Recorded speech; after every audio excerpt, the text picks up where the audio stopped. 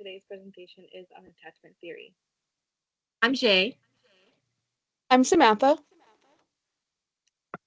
So, a quick overview on what attachment theory is. So, attachment theory was developed by John Bowlby, a British psychologist, in the mid 20th century. Bowlby proposed that early relationships between infants and their primary caregiver have a profound impact on their child's emotional and social development. And so, at the core of attachment theory is the concept that infants have an innate need to form strong attachment with their caregiver. Usually, this is the mother or the father, although it doesn't necessarily have to be. And these attachments serve as a secure base for which the child can explore the world and seek comfort in times of distress. And so, here we see the four main attachment styles, which are secure, anxious, avoidant, and fearful. And we'll see some examples of how these show up in infants. But first, I'd like to look at Harry Harlow's monkey experiment. So this is one of the most compelling pieces of evidence supporting this attachment theory. And Harlow shows that infant monkeys prefer a surrogate mother covered in soft terry cloth over a wire mesh mother that only provides food. So here we'll play the video. The young monkey is placed deliberately on a cloth mother which has no milk to nourish him, but fulfills some fundamental needs. This experiment revolves around one simple question. Will the infant monkey switch his affection to a wire mother which offers food and life itself?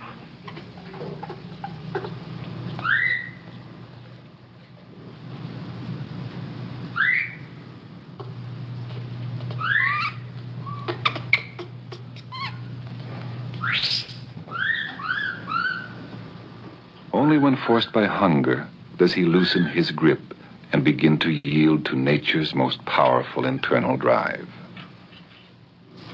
From the wire mother, he derives one thing: nourishment. No warmth, no comfort, no feeling of security. The young monkey is placed deliberately on a cloth mother which has...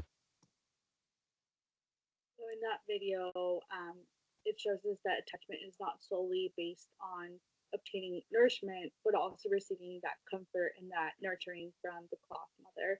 And so the study really emphasizes the critical role of early relationship in shaping a person's emotional and social well-being. So I also wanted to share the famous strange situation experiment, which was conducted by Mary Ainsworth, that further expands on this attachment theory. So Ainsworth identified different attachment styles, including secure attachment, anxious, ambivalent attachment, avoidant attachment. And these are based on how infants respond to separation and reunions with their caregivers. So I want to show three different clips. This first one is infant Shane, and he has an insecure, anxious, ambivalent, resistant attachment style. And so to give you a little bit of context, this experiment is the mother, the infant, and the primary caregiver all in one room. The caregiver leaves and the infant stays with a stranger. And so the clips that I'm going to show is the reunification of the infant with their caregiver. How you doing?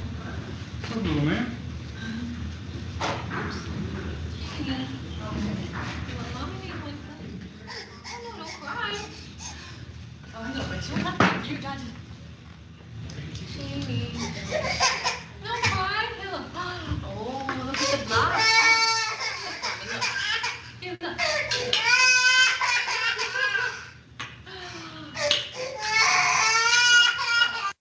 So again, here we see Shane. He has insecure, anxious, ambivalent attachment style. He's having a hard time regulating once his mother comes back. It actually is referencing the stranger that left the room. And we also see the infant rocking back and forth for self-soothing. In this next one, we have Lindsay, and she has a secure attachment style.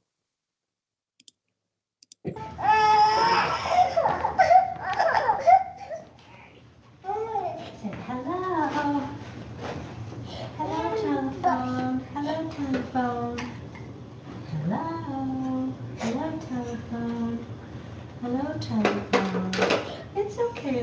takes care of you sometimes.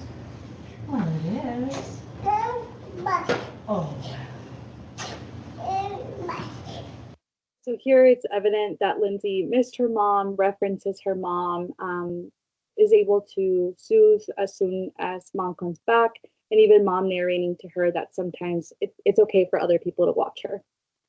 And then lastly, here we see Destiny, and Destiny has an insecure, avoidant attachment style.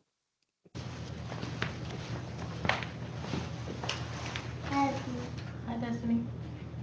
Destiny. Destiny. Hey, Destiny. You having fun?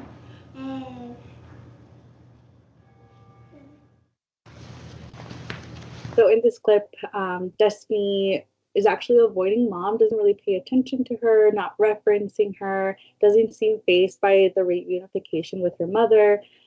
So again, she has insecure, avoidant attachment style. And so now I'll pass it on to Jay.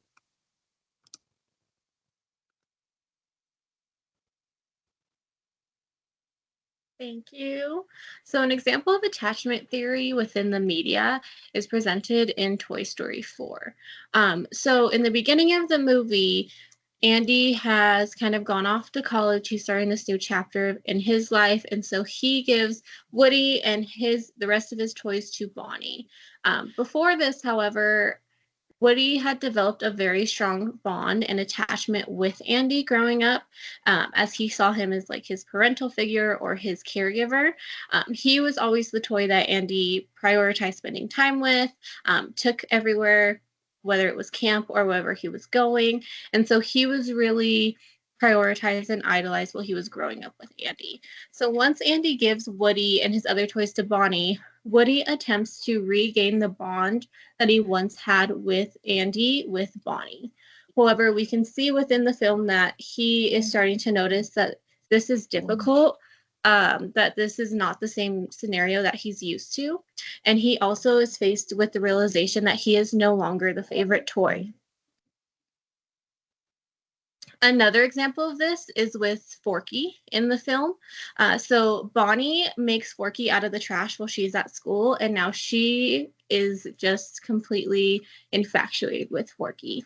Forky is now Bonnie's favorite toy. She's formed a very strong bond and attachment to Forky.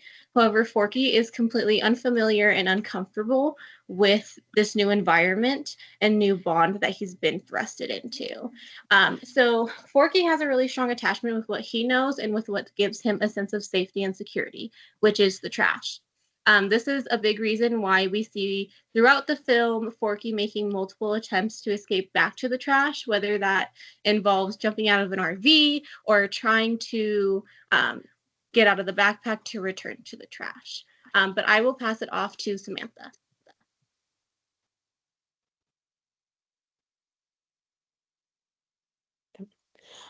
So we kind of were looking into the ghost in the nursery. In 1975, the psychoanalyst Selma Freiberg and Vivian Shapiro wrote The Ghost in the Nursery. The Ghost in the Nursery discusses and uses the term ghost as something that continues to haunt in one's life. These ghosts continue haunting until they are heard.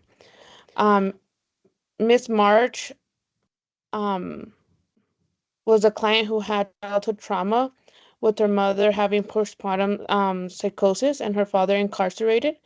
Ms. March was not able to create healthy attachments with her caregivers. Um, when Ms. March became a parent, she was aware of some of the events that took place in her childhood, but not all. It wasn't until she was able to do the work in therapy to process the traumatic events in her childhood that she was able to recognize how that was affecting her as a parent, and how she hadn't formed a healthy attachment with her child. Generational traumas would have continued for Miss March, um, if child hadn't been able to process the events that took place in her childhood. This reading helped understand the attachment and how traumatic events in childhood can cause a lifetime of pain if one doesn't work to process the trauma. These ghosts would continue haunting for generations. It is also important to understand that not all parents who have had traumatic childhood could form healthy attachments, and that it's important to understand. This leads us to the next part to discuss the social implications of adolescence in school settings. Depending on how adolescents have had healthy attachments with their caregivers, or if their caregivers are still haunted by their ghost, it can shape how they form relationships with their peers. This may impact what interventions school social workers use with students that may have passed on traumas from their caregivers versus an adolescent that has none. Um, I'm gonna pass this on to Jace, so she can close this out.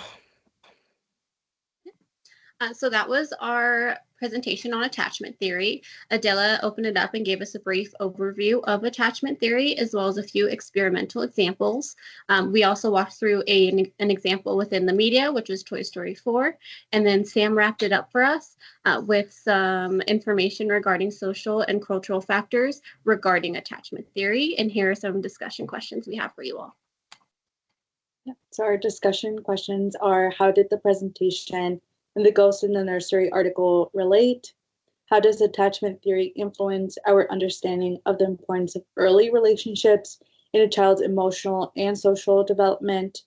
What are the implications of Harlow's experiments with the rhesus monkeys on our understanding of attachment and the role of comfort in nurturing in relationships? How do Ainsworth's different attachment styles contribute to our understanding of how infants respond to separations and reunions with their caregivers? And what are the potential long-term effects of these attachment styles on individuals? And lastly, how do different cultural backgrounds influence the ways individuals form and express attachment in their relationships? So that was our presentation. We hope you all enjoyed it.